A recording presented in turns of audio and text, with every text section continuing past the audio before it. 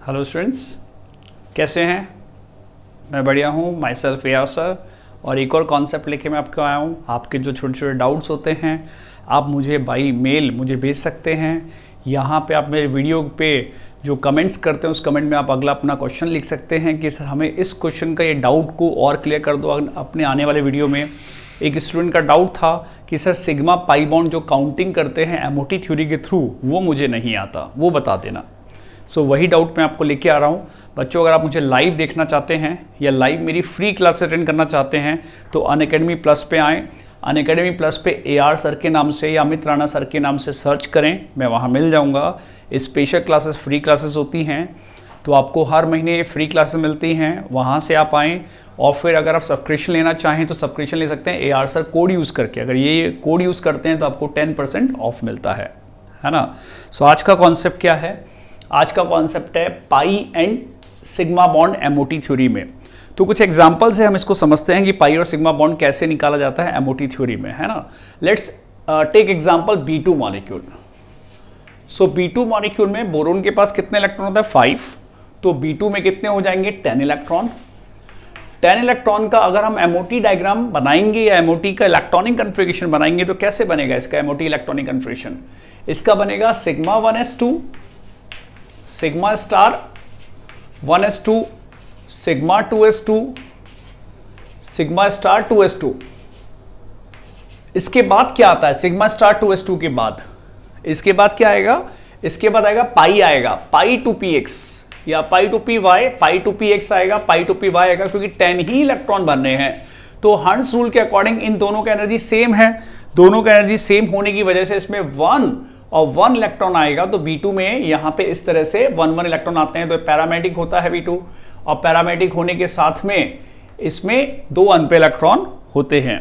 इसका bond order आप निकाल लेते हैं। एक ट्रिक भी मैं बताऊंगा बॉन्ड ऑर्डर की बाद में। तो बॉन्ड ऑर्डर इसका आप निकाल लेते हैं। तो बॉन्ड ऑर्डर आपका फॉर्मूले के हिसाब से ½ NB - NA आप जब लगाते हैं तो ½ NB - NA के हिसाब से आप बॉन्ड ऑर्डर निकालते हैं। तो वो हाफ बॉन्डिंग इलेक्ट्रॉन होता है NB। तो बॉन्डिंग इलेक्ट्रॉन 2 हो गए, ये 2 हो गए, 4 हो गए, 5 और 6 बॉन्डिंग इलेक्ट्रॉन हैं। एंटी बॉन्डिंग स्टार वाले जो होते हैं ना, एंटी बॉन्डिंग होते हैं।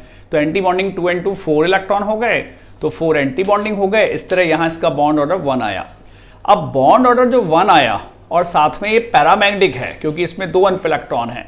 तो अब एक बॉन्ड इसमें किस तरह का है, ये डाउट आता है। अब जब क्वेश्चन आता है तो उसमें लिखा रहता है कि this bond is pi type. तो ये बॉन्ड जो है पाई टाइप का है। जैसे ही पाई टाइप लिखा रहेगा आपका डाउट वहां बन जाएगा। आपको ये लगेगा कि सर पहला बॉन्ड तो सिग्मा बनना चाहिए, पाई कैसे बनेगा? बच्चों, एमओटी थ्योरी में बताया गया कि यहां एक एक्सेप्शन है जहां पाई का एनर्जी जो है कम हो जाता है सिग्मा से 14 से कम इलेक्ट्रॉन में। तो 10 14 से कम इलेक्ट्रॉन है।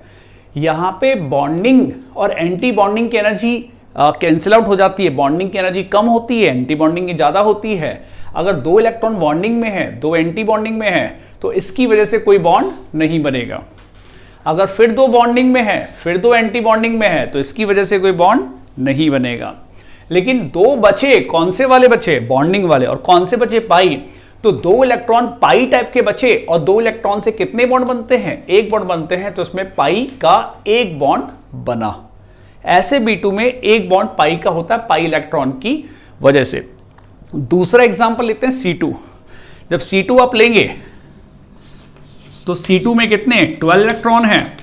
C2 में 12 इलेक्ट्रॉन है। सिग्मा 1s2 सारा वही रहेगा, sigma star 1s2, sigma 2s2, sigma star 2s2। फिर उसके बाद पाई 2px और पाई 2py में कितने इलेक्ट्रॉन आएंगे? पता है ना कितने आएंगे? इसमें 2 और 2 इलेक्ट्रॉन आ जाएंगे ना।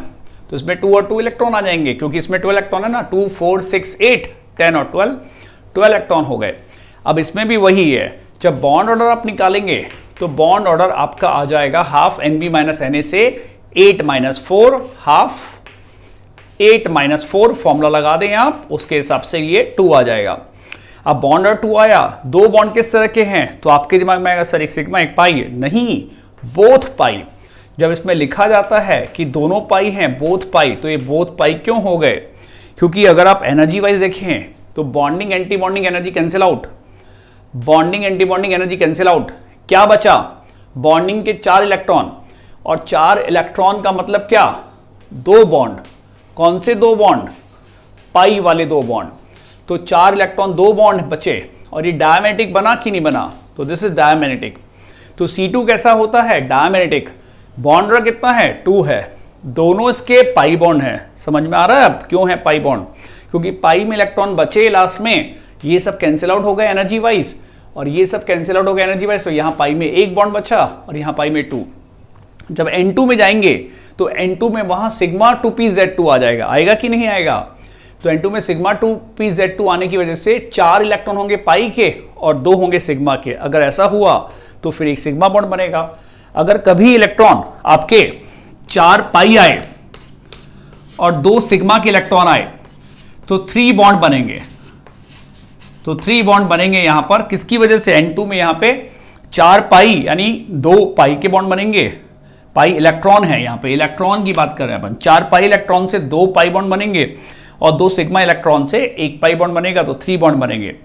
ऑक्सीजन में क्या होता है? ऑक्सीजन में भी ऐसा ही होता है। वहां पे पाई स्टार में इलेक्ट्रॉन जाता है तो पाई स्टार पाई से कैंसिल आउट हो जाता है O2 में, और पाई स्टार पाई से कैंसिल होने में वहां पे 2 पाई इलेक्ट्रॉन बचते हैं और 2 सिग्मा इलेक्ट्रॉन बचते हैं।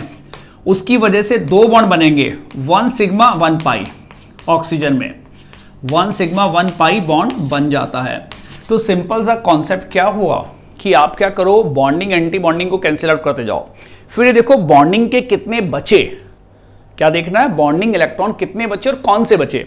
अगर बॉन्डिंग इलेक्ट्रॉन 2 सिग्मा बचे तो 1 सिग्मा बॉन्ड, बॉन्डिंग इलेक्ट्रॉन 2 पाई बचे तो 1 पाई बॉन्ड, बॉन्डिंग इलेक्ट्रॉन 4 पाई बचे तो 2 पाई बॉन्ड, बॉन्डिंग इलेक्ट्रॉन अगर 4 पाई 2 सिग्मा बचे तो 2 पाई और 1 सिग्मा बॉन्ड।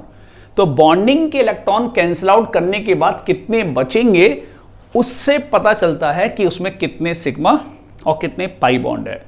तो ये कॉन्सेप्ट होता है सिग्मा या पाई कॉन्सेप्ट का। इससे आपका कंफ्यूजन दूर हो जाएगा कि कितने सिग्मा होते हैं कितने पाई होते हैं। जब ये पूछा जाए तो आप कंफ्यूज नहीं होंगे। कैंसिल आउट करके पहले आप ये पता कर लो कितने पाई या कितने सिग्मा इलेक्ट्रॉन वहां बचे हैं और उसको डिवाइड बाय 2 कर दो, उससे नंबर ऑफ बॉन्ड आ जाएंगे।